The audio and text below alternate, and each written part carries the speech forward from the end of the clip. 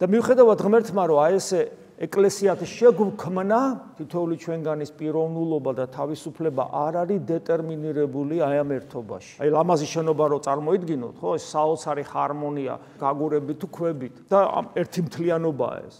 მაგრამ თითოეული მათგანი მიუხედავისა რომ ამ მთლიანის ნაწილია თავისთავად ის არ ატარებს იმ ღირებულებას, რასაც მთლიანად ატარებს ეს შენობა. ეს შენობა შედევრია და საოცრებაა და ეს ქვა თავისთავად ქვა ამეტი არაფერი. როგორც საბოლოო ჯამში წინსრებით ვამბობ და თქვენ იცით, ეკლესია ქრისტეს მისტიკური სხეულია, იმიტომ რომ ადამიანად მოსულმა ღმერთმა შეიერთოს ეს ყველაფერი თავის თავში და ის თავისთავად ღირებულებაა, დიდებულებაა, მაგრამ თითოეული წევრი ასევე ღირებულებაა ტოლფასი მთლიანისა. აი ეს არის საოცრება ზუსტად. ერთი უდრის ყველას ერთად, ყველანი ერთად უდრის ერთს, იმიტომ რომ თითოეული ადამიანი თავისთავად არის ტაძარი და სრულქმნილება, იმდენად სრულქმნილება, რომ მასში შესაძლებელია, მან შეიძლება დაიტიოს მთელი ღმერთი, იონეს სახარებაში უფალი პირდაპირ გვეუბნება, რომ ყოვლადწმინდა სამება ღმერთი მკვიდრდება ჩვენში. და ერთი ადამიანიც რომ დარჩეს ქრისტეს ერთგული და ყველამ რომ უარყოს ქრისტე, აი 8 მილიარდი კაცია თუ 9 მილიარდი, ყველამ უარყო ქრისტე, ერთი დარჩა მარტო ერთგული. მთელი ეკლესიის სისავსე იქნება ის ერთი ადამიანი. ეხლა მივადექით რას, რომ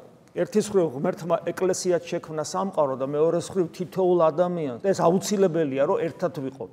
ეს არის ადამიანის ონტოლოგია, ანუ არსება, ეგეთია, არ შეიძლება. ღმერთი არის მრავალპიროვნული ერთარსება. კაცობრიობა არის, ეკლესია არის მრავალპიროვნული და ერთარსება. ისევე როგორც ყოვლადწმინდა სამება ღმერთში, მართალია ღმერთი ერთარსებაა და სამპიროვნული და ეს სამი მარადიულად ერთად არის. მართალია ეს ასეა, მაგრამ მეორეს მხრივ თითოეული პიროვნება ყოვლადწმინდა სამებისა მესამედი ღმერთი კი არ არის, მთლიანი ღმერთია. ანუ მამა არ არის მესამედი ღმერთი, ან ძე არ არის მესამედი ღმერთი, ან სულიწმინდა ღმერთი არ არის მესამედი ღმერთი.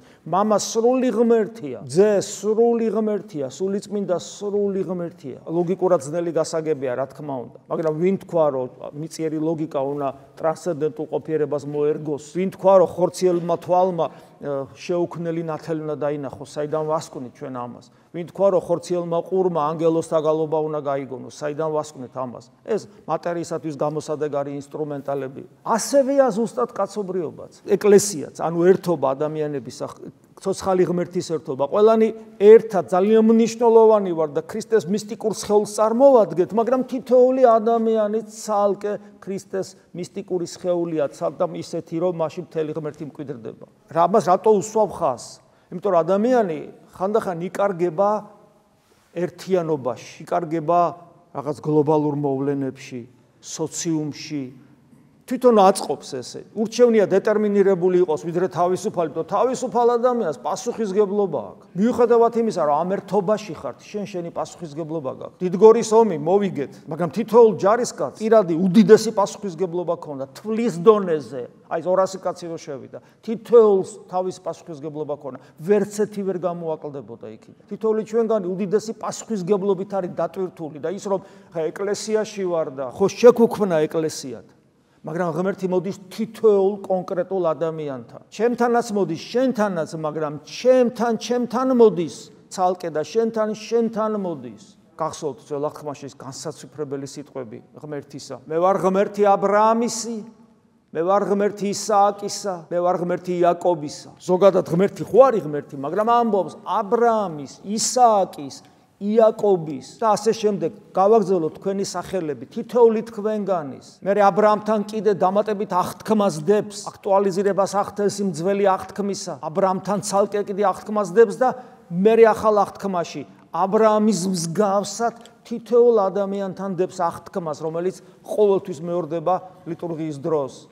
სისხლი ჩემი ახლისა აღთქმისა თითოეულ თქვენგანთან დადებული. ეს ნიშნავს იმას, რომ ჩვენ თითოეულ ჩვენგანს უდიდესი პასუხისგებლობა ეკისრება აი ამ ორი მიმართულებით. თითოეული ჩვენგანის ვალდებულება ნიჭის შესაბამისად, რომელიც ნიჭიც მას ღმერთმა მისცა, იზრუნოს ქრისტეს სხეულის აღშენებლობაზე, ამას პავლე მოციქული ხაზს უსვავს და მეორე თითოეულ ადამიანს აქვს პასუხისგებლობა საკუთარი თავის გადარჩენისა, როგორც ღვთის ტაძარი. თუ მან საკუთარი თავი ღვთის ტაძრად არ გადაარჩინა, მას არ შეუძლია ეკლესიის, ანუ ქრისტეს მისტიკური სხეულის აღშენებლობაში როლი შეასრულოს ღირსეული. როგორ შეიძლება იზრუნო ოჯახზე, თუ შენ ოჯახის წევრად არ ვარ გიხარ? როგორ შეიძლება იზრუნო სამშობლოზე, როცა შენ თავად რიგით ქართველად არ ვარ გიხარ? როგორ შეიძლება შენ იზრუნო ეკლესიაზე, როცა რიგით ქრისტიანად არ ვარ გიხარ? ანუ ეს ორივე ერთდროულად გათავისებული უნდა კონდეს ადამიანს.